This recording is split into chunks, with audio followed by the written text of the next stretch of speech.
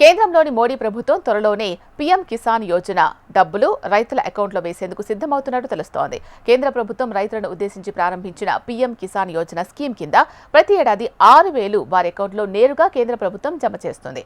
DBT పద్ధతి ద్వారా ఈ డబ్బులను కేంద్ర ప్రభుత్వం నేరుగా రైతుల అకౌంట్లో జమ చేస్తుంది.